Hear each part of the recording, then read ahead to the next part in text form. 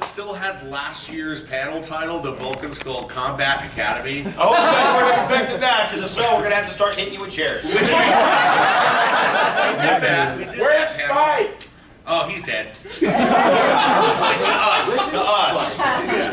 Yeah. Felix is in Glendale, California. He is now apparently a video game streamer, and with all the revenue that brings in, and he's doing fine. He and I speak pretty often. Well, I mean, that can bring in a lot. You remember? Oh, so we did a con in that was the Guadalajara con, and there was one guy. Every time you go anywhere, people were screaming like the Beatles, not like the cockroaches. You know, they're like ah, the happy scream. That's oh, what is it? But he was screaming. So at one point, Paulie and I were like, "What's up with this guy?" And they're like, "No, he's huge." In Latin America. Well, what does he do? He's a YouTuber. Oh, so he does like skits and stuff? Because we had some friends that had done a ton of skits throughout the Spanish-speaking world, and they were really funny. And it was basically like Saturday Night Live, but on YouTube. They were great. And they're like, no. He does gaming. This is when gaming was becoming a thing on streaming. They're like, oh, he does gaming? So like, is he like really good? They're like, oh no, he's terrible. That's why he makes so much money. But he was really cute. Yeah. So just watching the cute guy fail was still tolerable because he was super hot. Yeah, that's true. I mean, you can watch Meryl Monroe read the phone book. You're like, okay, I'll watch it. If I tried, you'd be like, shut up! Nobody uses a phone anymore. So during that trip to Guadalajara, we didn't realize the risk of kidnapping was as significant as it is in Mexico. But anyone that makes more than $7, a day is like a target, apparently. So the streamer, like, they're worth, like, gangs hunting him to try to grab him so that they could get 10 or 20 grand from the family. And so we had dudes with guns all around us. And we're like, do they know who we are? This is definitely not worth the investment. I mean, like the bullet it'll take to kill us was worth twice our bank account. You know, and it was worse in Ecuador because they're like, we're like, hey, we want to go see the iguanas in the park because that's what you do. You hang out with the iguanas in the park in Ecuador, and they're like, no. Like, it might be cool. They're like, okay. And so like, and there's like a bunch of stuff. They're like, okay, let's go. And then we get in the car, not thinking anything, and they're like, dude, there's some people following us. That is weird. They're like, no, that's us. Why? They're like, well, you need armed guards. We're like, armed guards? You're not armed guards. They're like, of course we're here.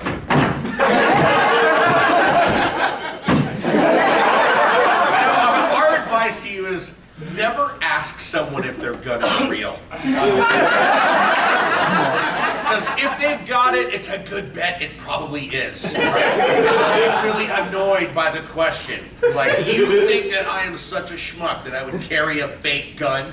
And I was like, well, that's what we would do. Remember the Wild West Rangers where we actually did have pistols? We had like 6-shooters.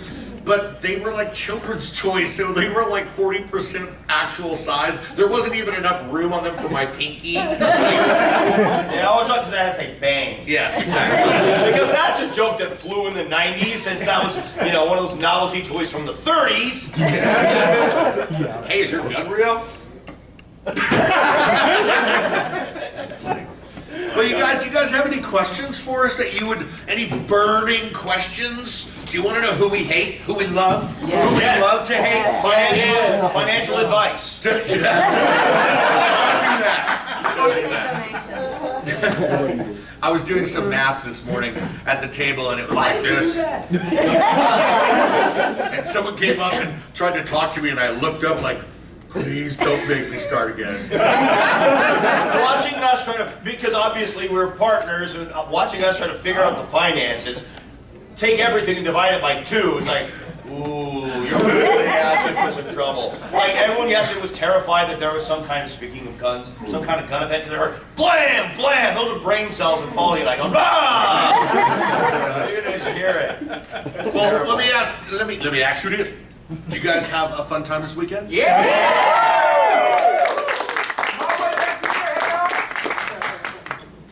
You know, I love RangerStop. I'm not sure if I fully understand the and pop. It's a Funko reference, right? I guess. But Pop culture. thank God, thank you. Thank you, because pops of us, and therefore I don't give two shits about it. Well, that's why it's not called RangerStop and shit. That's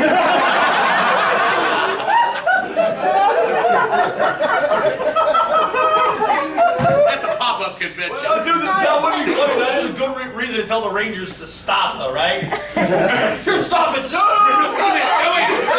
Ranger Stop and Shit is just one porta potty. And when you open the door, Christopher Cayman Lee is in there. Hey, what's up?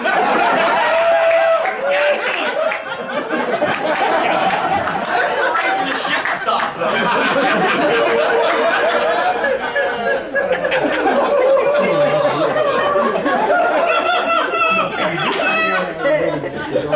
We've done some very small shows recently. We were at the Aurora, Colorado Cow Palace a few weeks ago. Yeah, cows!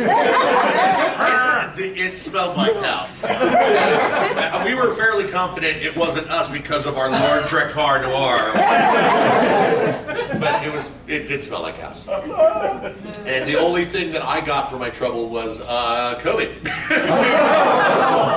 It was an interesting 10 days. What was cool is I got to kick my wife out of the house, and then every time I cleaned something, it would mysteriously stay clean. There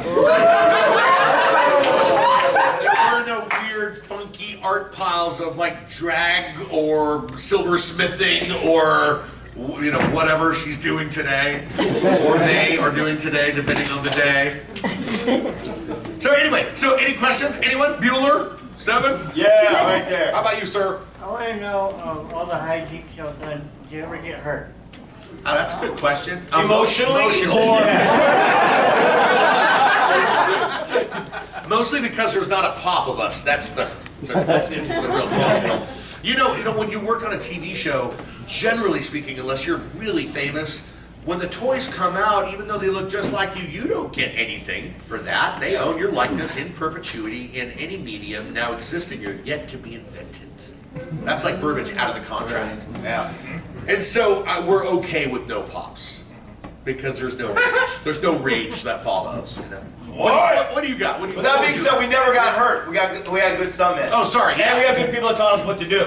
You know? Yeah, I never got hurt on Rangers. I did stab myself in the leg with a cutlass doing some Shakespeare once, but that's because I'm a dumbass. Yeah, how about you're running down a hill, don't let the right leg and the right arm with the cutlass be on the same side as you step down. Because I just like stabbed myself right in the back of the calf. And it was, it looked pink. It was fun. Yeah. Oh, sorry, you stood. No, it's you. You win. You're standing. You're using more energy. You clearly care more. Calories. What did you guys do when they turned you guys into a monkey at that time? Was it like y'all was leaving the show, or was y'all coming back? No, we really turned into monkeys. We're really good actors. Believe it. Well, that was when they were thinking of doing the Monkey Skull spinoff. Oh, for real? And so they tried to clear our schedule, and then meanwhile I was directing first unit on the show. So I was directing, and Jason was, I don't know, not directing. He was somewhere else. And generally speaking, when I wasn't directing, I was not wearing pants and just hanging out at home because we were monkeys. Well, we also, that's about when we were doing Hamlet, because when we came back, I had that long hair. Oh, We yeah. were doing Hamlet. Yeah. We were doing some theater. Speaking of getting stabbed. Oh my God. There's something about swords on stage, by the way. I just want to point this out. I don't know if you guys know this, but there's medals and people talk about, what do they call when you use magnets to heal people? So there's It's called bullshit. and this is true. There's a magnetic metallic residue in your eye because anytime you use a sword and it stabs you, it usually goes right to the eye. And we had someone in that production get cut and blood trickling down his face and onto dramatic. Paulie's dying, and there's blood all over. We had people in the audience like, that's so fake, you can tell. Not fake. No. Yeah. Anyway, so yeah. So the monkey thing was for that spin-off, but they came up with a really cute idea, which was we inherit like a hotel, and there's all these wacky characters, and one of the characters was supposed to be Elvis, the Mexican Elvis, who's like a guy in LA who has a little chihuahua. He's now in his third chihuahua because they But But that Super Joel funny was guy. on the second Elvis, so. totally.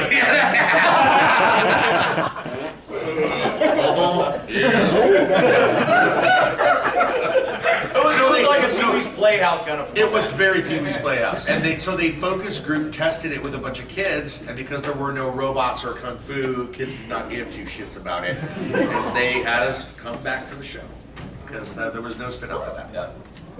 Which is fine because we got 4 or 5 more years work out of that after. And that spin-off would have been the Death Bus. We would have been 6 months and we would have been on the street. Yep. What's up back there? So the guy that I originally said you were going, but then no. That's why he learned to stand. So are there any kind of merchandise that you would love to see Bulk and Scully that you haven't seen, like you know, like Funko Pop's versions or like being playable characters in that Power Rangers fighting game? Body piercing jewelry. Well, listen, I mean, at some point, my friends, Hasbro will make them. At some point, they will make them. One mic thing. I don't know when. No idea why. I don't have any inside knowledge, None. but they will make them at some point because you guys have been ceaseless in your haranguing.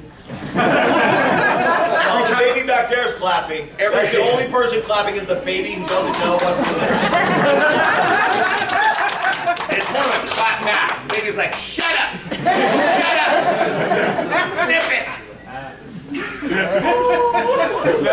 How about you? I was going to ask you, what was your favorite part about working on Hyperforce?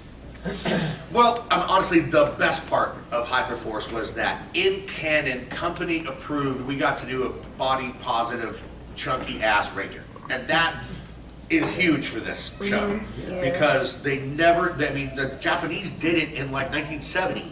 You know, they had like chunky people that were then morphed into skinny people. So they got halfway there. So they got halfway there and they got Nutrisystem. It's all fish there, man. No. They can't gain weight. So, I mean, so that was the best part. I loved Hyperforce because of that. Plus, I got to, you know, finally play another character in a Ranger 2, which was super cool. The challenging part about Hyperforce is that we are like kids that have been made to fly alone or something to another city. You know, like you're out there all alone. And because it's live role playing, we have to keep the Rangers ethos in our minds. And some of my castmates did not understand that you don't always just kill the opponent. We're Rangers. We always have to try everything that is non-violent first and always have our mind on saving civilians and doing the right thing. And some of the cast members were like, I shiv him! You know, and I'm kicking people under the table. I'm like, no, can't do that.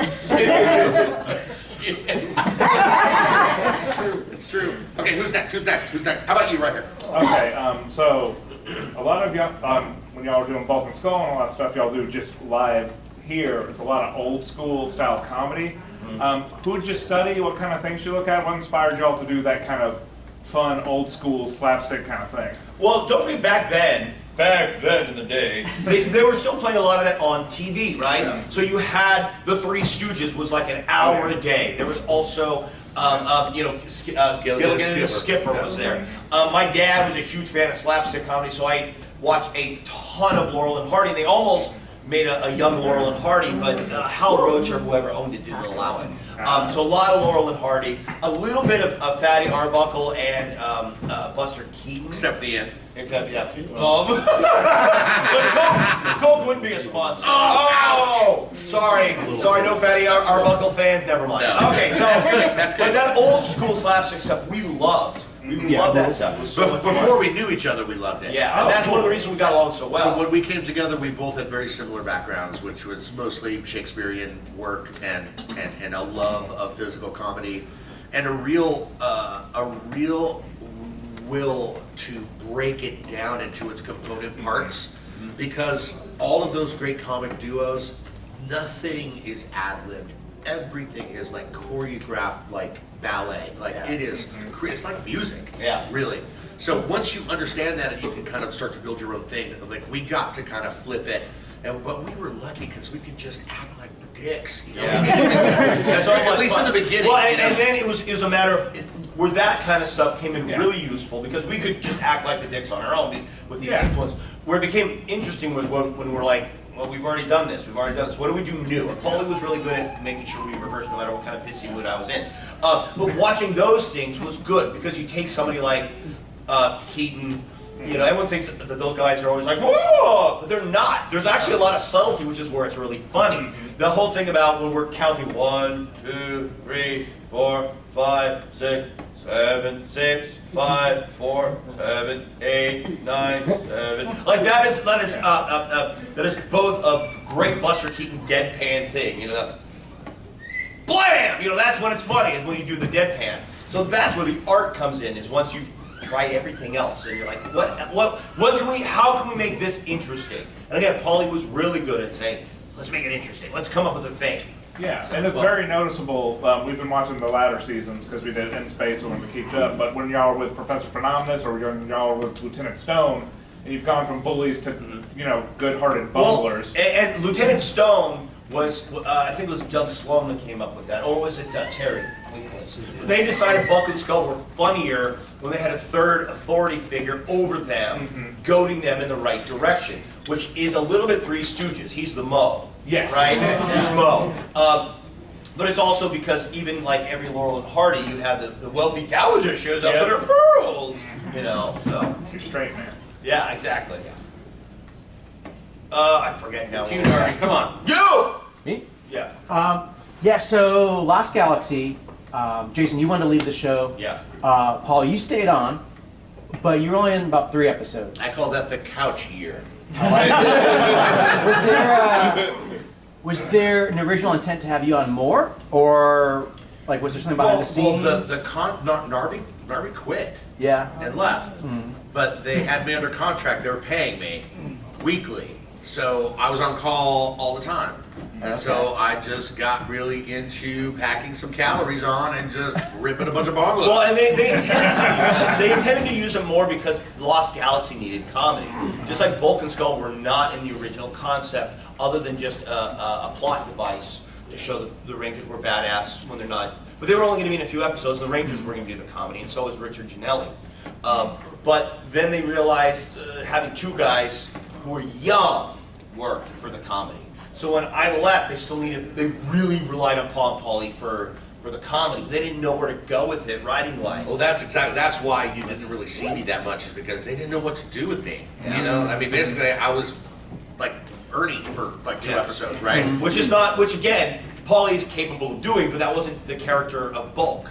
Yeah, that's where the difference between the character and the actor comes, right? Plus, the show was really changing at that point. They were starting to get a little big for their britches, and they were trying to go for like Star Trek light kind of thing. And So technically, you were Whoopi Goldberg. my God, Right? I feel so much better about that year now. She's Jew-ish. Yeah. We need to get someone in the front, then I'll go in the back over there. Go to the back. You've had 2 in the front. Okay. Screw that guy. See how Paulie took your opportunity? Sorry, It's Preston. not me, it's him. You in the back, right. And then I'll go with the person in the front, then I'll go back. So we're going to do a zigzag. You know, like the Charlie Brown uniforms with the, whatever. That one. Yeah, go for it. Was Lieutenant Stone's character deliberately supposed to be goofy, or was he originally written as a serious character and then they were just like, let's just make him goofy?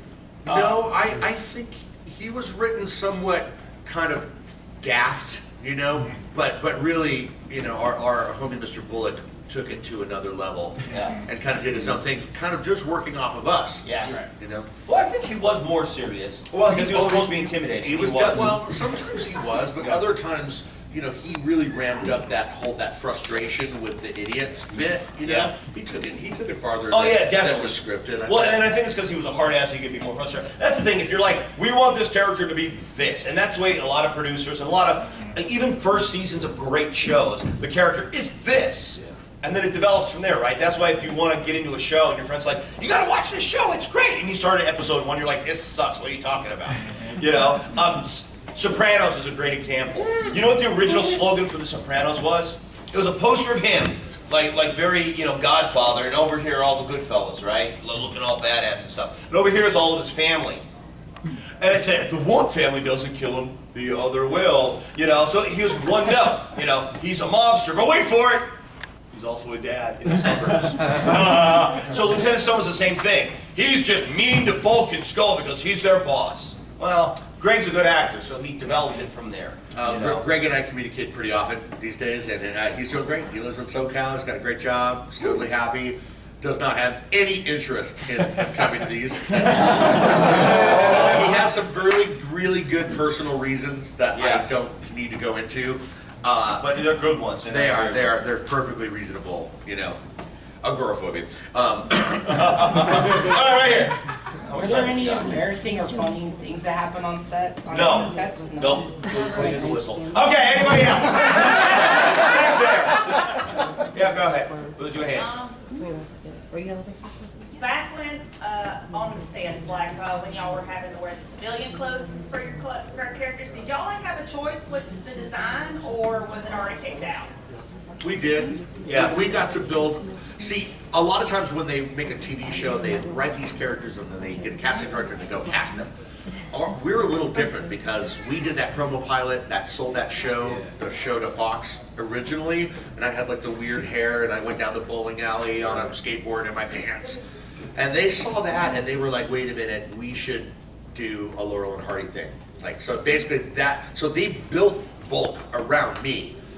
And then essentially found their skinny guy in Jason, their pick, and then I got, you know, to kind of have the final stamp of approval.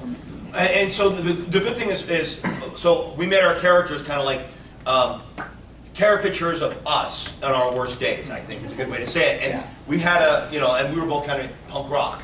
Okay. They gave us credit cards and said, go to where you want to buy your clothes. And so we just went to Army, Navy, and both of us went to our corners and started pulling stuff. Yeah. And just built it. Our first designer, Shauna was it? She got it, like the skull with the handkerchief.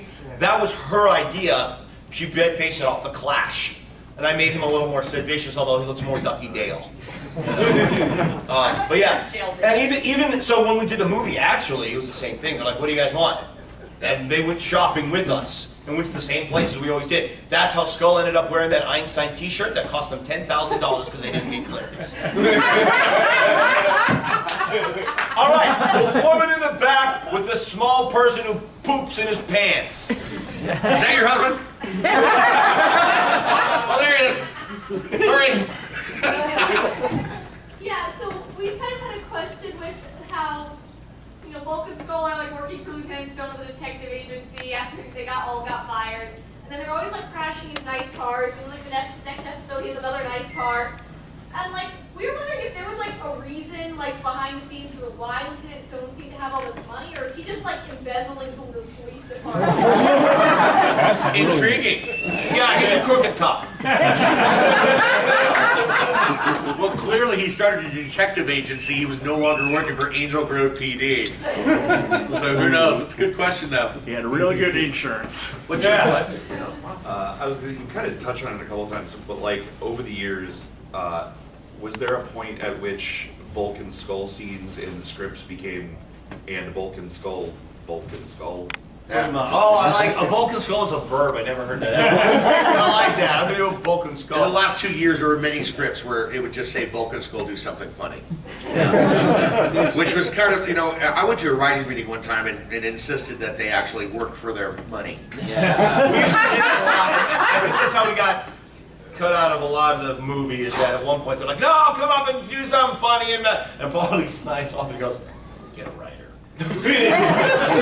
But it's true. I mean, like, we can do stuff, but first of all, pay us if we're going to be writers. Yeah. You know, because we would do a ton of stuff. But second of all, give us something to work with. We might have, sometimes we changed it completely from what it was in the script. Yeah. But most times we kept the thread that the writer had built into the story.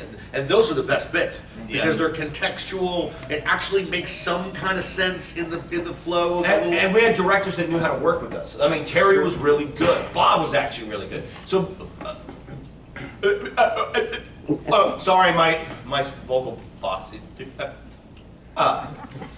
Anyhow, no, but we had directors that knew how to work Bulk and Skull. And those guys were collaborators. And in instances where Paulie's talking about, Terry in particular would say, give me one with that idea, and we would do it. And it would either be great or it would suck. You know, that's how that worked. Front now.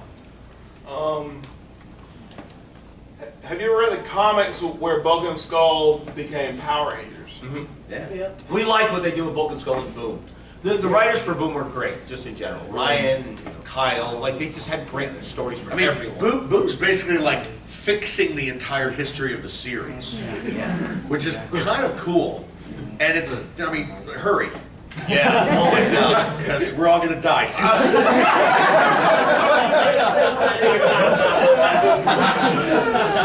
Yes.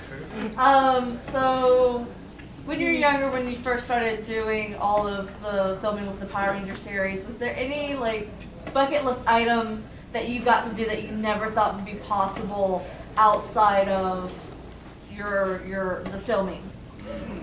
Well, I mean, really, making a living as an actor was the first major thing because only 2% of 5% of all actors ever make a living. 5% work. Yeah. 2% can pay the rent.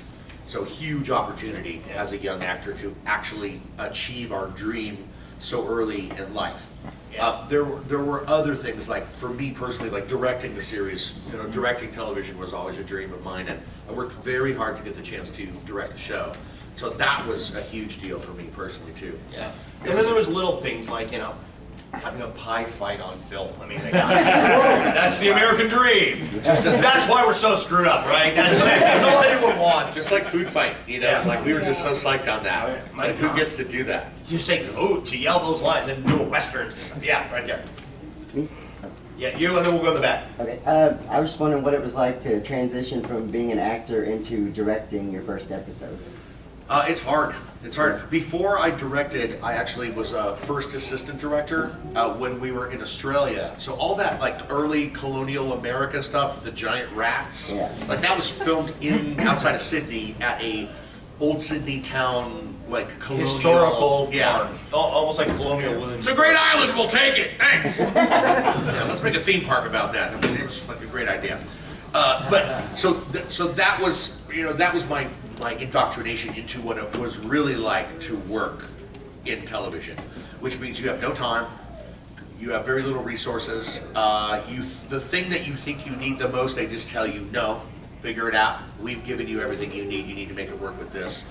And so and the clock is ticking, by the way. It is, yeah. So I cried seriously a few times at the end of the day when you can't make your day and you're thinking about how am I going to cut around the fact that I couldn't film everything. Yeah.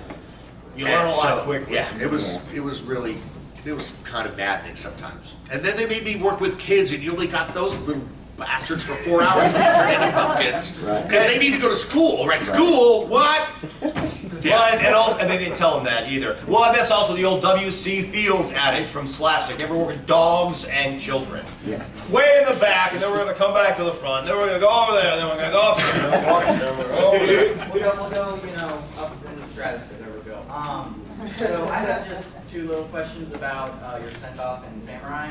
So first of all, I'm curious whether the sign that you, Jason, hit, was that actually on the road, or is that a prop that you made and put up there? And then also, it's probably your final send-off of the show, so I'm just curious about, you probably haven't asked this many times, but just curious about your thoughts on how happy you are about it, because you know it had a lot of slapstick and all. Right.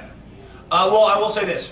First of all, it was a fake sign, but I was so proud of myself. I hadn't been on set for a while, and I certainly hadn't been a slapstick routine. That was my first shot. And so I got it in one. And I hit it and watch my reaction. No slide on Felix. But I got it. Boom! Perfect! Okay, you're going to hit a sign behind you. And it was so light you couldn't even really feel it. So the moment you feel it, you had to react like it was, you know, 100 pounds just crushing you. And I nailed it in one. That's a freaking professional, my friend! That's what we do!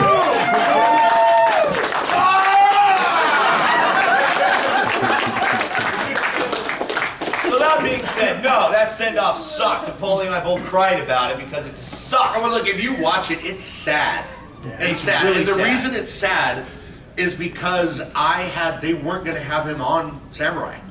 And so for a year, while I was working on Samurai and Super Samurai, I was like, you guys, you cannot have me here without having him here with the Felix and the Spike thing. It's like, it makes no sense, already makes no sense, that a 44-year-old man is living in a garage with an 18-year-old, first of all. and well, I mean, you know, to some people it might make sense, but not to me.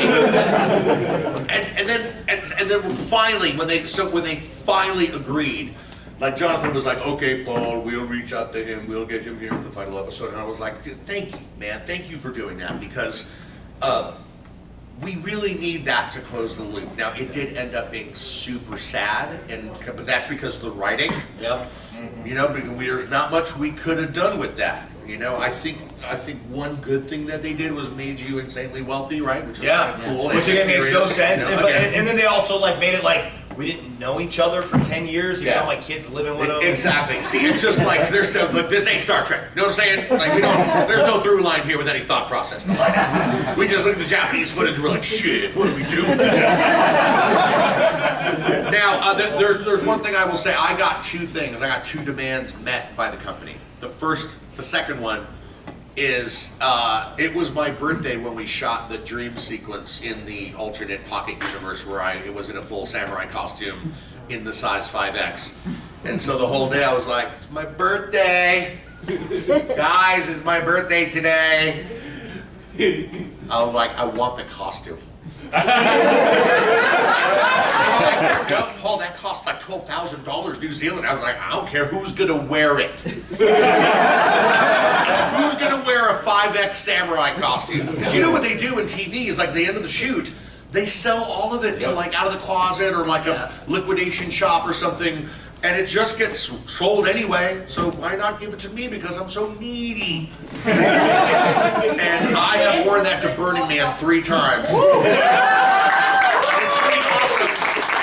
At dawn, all the hippies are tripping, and I'm striding across the salty playa towards the Japanese tea house somebody set up. And I sit in the lotus position and I drink tea, and then I ask for help to stand up because I can't.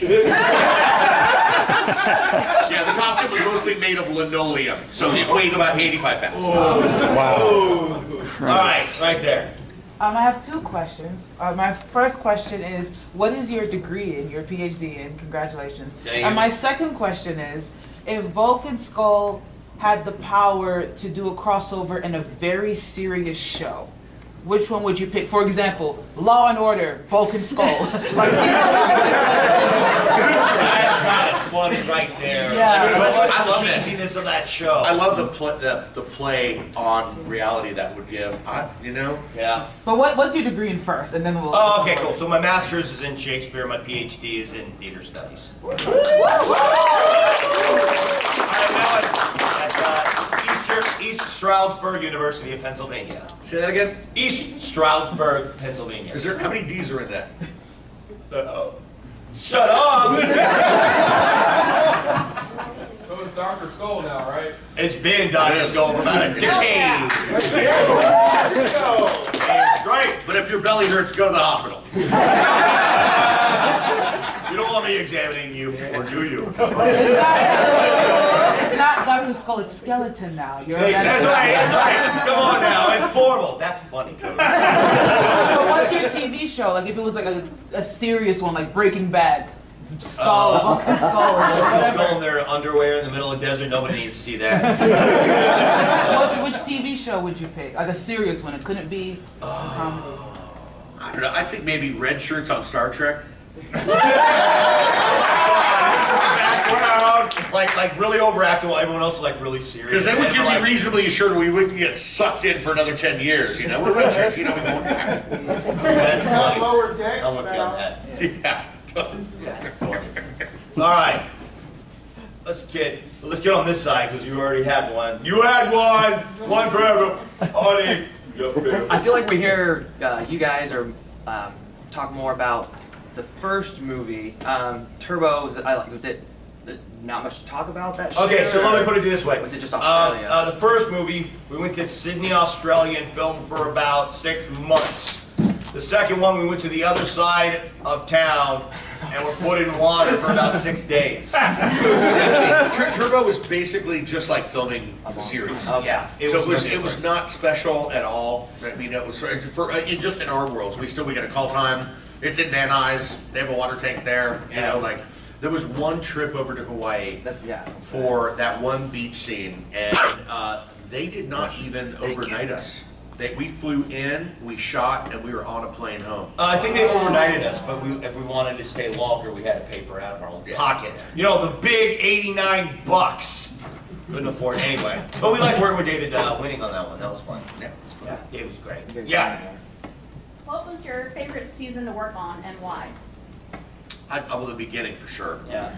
Because it was such a novelty and such a wonderful opportunity for young actors to get to play male. Because we could smell something was going to happen. Like we could smell. Towards the end of the season. We were really, really excited about our work because it was good work, and we knew it was good work. Yeah. And then they showed us the full opening sequence of the series, which we had been kept away from. You know, the one where it was like 5 animal cracker boxes with rubber band legs and someone just throwing dirt in as they, run across a table that was designed to look like a terrain. After we saw that, we were like, oh, we're done in 6 months. This is dog shit. What have we done to ourselves? Yeah. So yeah, it was really, we smelled something special, but mostly because we were close to each other and we were reeking. Yeah. Yo. So, got a question about your theme song. Did you have a choice of the theme song, or Absolutely not. No. What did you think about it after you listened to the song? I thought it was bitchin'. We loved it. Yeah. Well, first of all, Ron is an amazing composer. Yeah. And I mean, the whole flavor of the show, the whole thing, I mean, from the theme all the way through the interstitial music, it was all Ron, 100% Ron.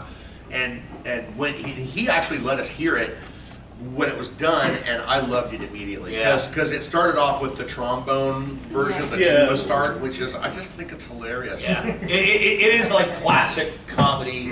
Well, everything else is like rock and roll, and Vulcan Skull are totally like punk rock, heavy metal. And so to not have that is funny to begin with. Yeah, I grew up watching part of comedy is how the person perceives themselves versus how they really are. But that was perfect. And then like the way that well, because he broke the theme up into bulk sounds and skull sounds. Yeah. So the brr, brr, brr, brr, let me get in the back and I'll come back to the front.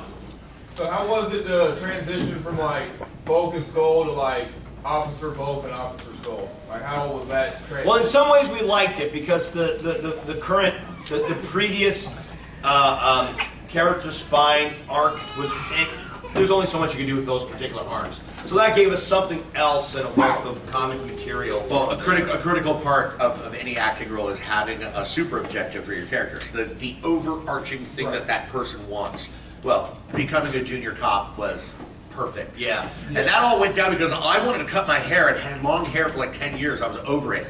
And my hair was starting to go. I was like, we need to just shave it. Just shave the shit off. And so Narvi, on the other hand, had a very nice mullet and was not so super cool with shaving all his hair off. He was really single, and he didn't want to look like a guy that just came out of Camp Pendleton. Right. Oh, no one came out of there, Jason.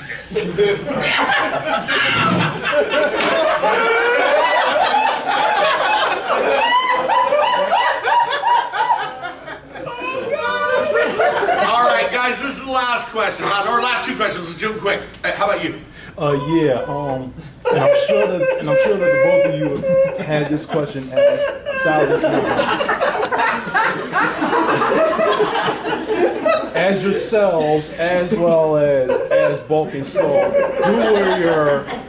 who are your love interest or crush, not just in real life, either on or off the series, but also in the series? I don't know, but I love this guy right now. Oh my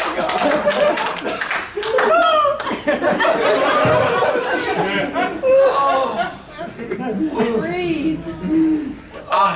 Honestly, I was never a fan of sitting down where I eat, if you know what I mean. Right. Plus, the hours that we did in TV, you spent so much time together. There was no mystery about anyone. You knew everything about them. Yeah. So you couldn't suspend your disbelief that this person might actually be a meaningful life partner. You know. Yeah. So I never really crushed on anyone. Oh, I did crush on an extra once, and then I married her. Nice. Very nice lady. And after we got divorced, my second wife said, "You better cover up that tattoo you got." And now I have a Vulcan skull tattoo. And I don't have Carissa emblazoned on my arm like a billboard. Last one. How about you? The hand. So obviously you guys are really close since the show. Was Like there any brothers. other of the child actors that you became particularly close to? We're really close. Pretty much all with, of them. With everyone that we worked with. And now because of events like this, we're close even with the younger kids that are just in their season right now, or the last round, you know? When you get treated kind of badly by someone, and you have compatriots that have had that shared experience, you know, we're drawn together by some of the inclement conditions, which are salaries that aren't great, really long hours, kind of a you ain't special kind of mentality because we can replace your ass in 5 minutes. Yeah. Which that's showbiz. Yeah. You know, so that's why we generally kind of say yes to every. That's how I stayed on the show for so long. Yeah. Is that I never got uppity and like made demands except for later when I was like, I want the samurai costume. That one had nothing to lose. I didn't care. Well, and for us, I mean, it was college, right? I mean, you're always close to your college buddies, and there's only a few people that you can look at and say, remember that time when we were famous for 5 minutes? Yeah. You know, that's a kind of, I mean, that's a unique event. It's like being in an army, you know? But as I've told many of you this weekend, there's a quid pro quo at work here. There's no show without you watching the show. Yep. Because you made it #1 in about 7 seconds worldwide. So thank you for watching.